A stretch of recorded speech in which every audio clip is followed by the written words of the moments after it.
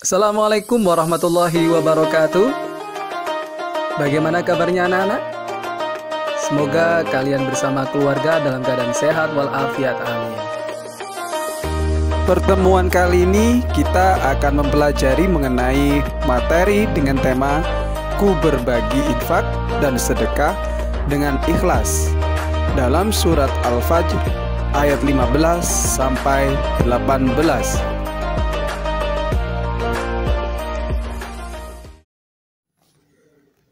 Kita mulai dari pembahasan yang pertama, yaitu mengenai infak.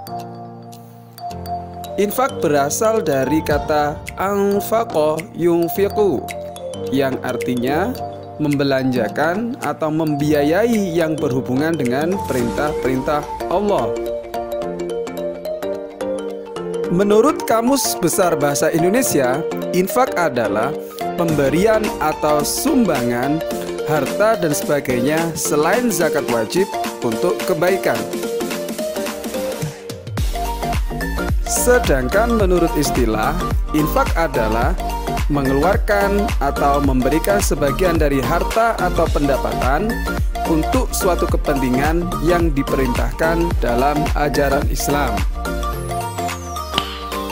Perbuatan yang mencerminkan infak diantaranya beramal ke masjid, memberikan bantuan kepada korban bencana alam, memberi bantuan kepada panti asuhan, dan lain-lain. Secara garis besar, infak itu berupa harta, benda, atau uang yang diberikan kepada orang lain. Kemudian kita berpindah ke sedekah. Sedekah adalah pemberian kepada seseorang karena hanya mengharapkan ridho dari Allah Subhanahu wa Ta'ala. Cakupan sedekah ini sangatlah luas daripada infak, tidak hanya berupa harta, benda, atau uang, tetapi sedekah bisa berupa senyum, menyeberangkan orang di jalan, mendonorkan darah, dan lain-lain.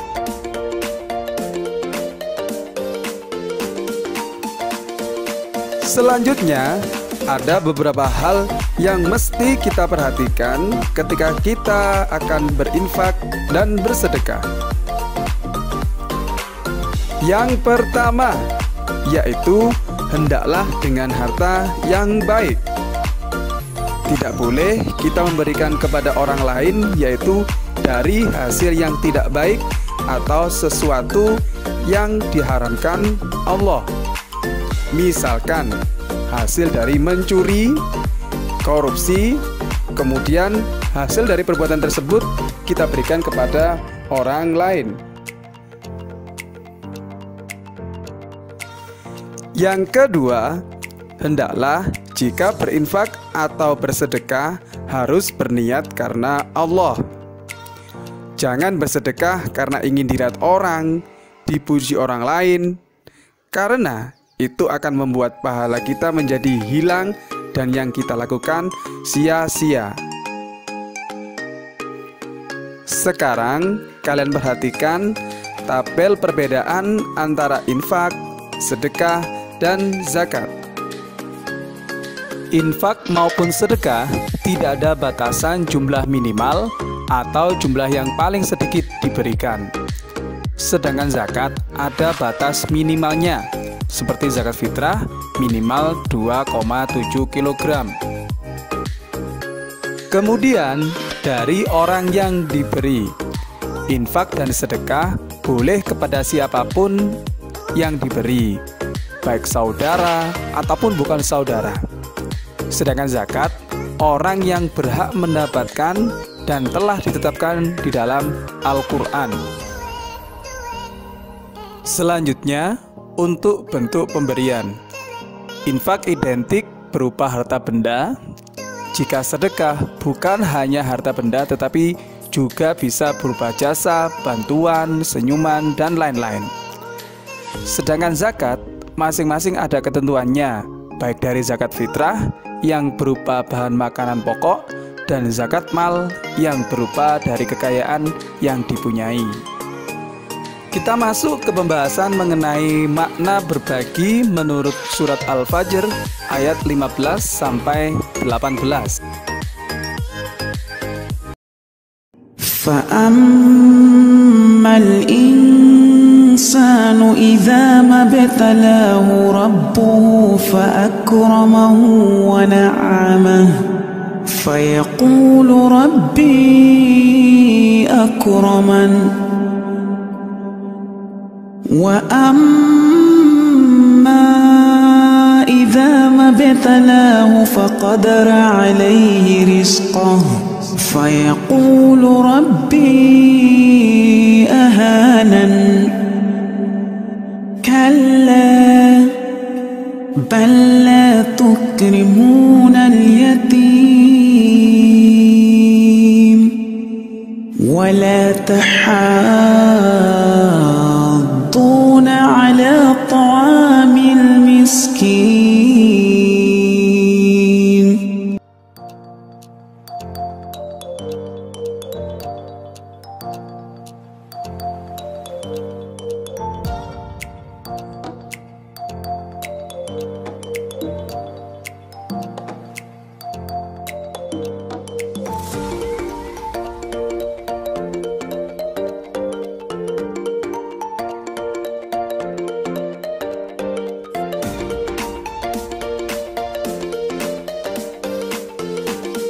Ibnu Katsir menjelaskan, Allah Subhanahu wa Ta'ala mengingkari orang yang menganggap bahwa banyaknya rezeki adalah sebuah kemuliaan. Pada hakikatnya, banyaknya rezeki bisa jadi itu sebagai bentuk ujian apakah dia akan taat atau bahkan dia lupa. Begitu pula sebaliknya, pada surat Al-Fajr ayat 16, jika mereka diberi kesempitan rezeki, mereka menganggap Allah menghina mereka. Padahal tidaklah demikian. Sesungguhnya Allah memberi rezeki kepada siapapun yang disukainya dan yang tidak disukainya.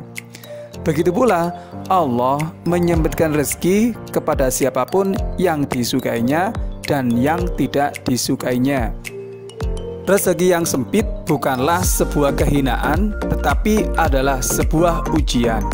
Apakah ia akan bersabar terhadap ujian atau tidak? Maka, dalam menghadapi dua kondisi seperti itu, hendaklah manusia hanya bergantung kepada Allah.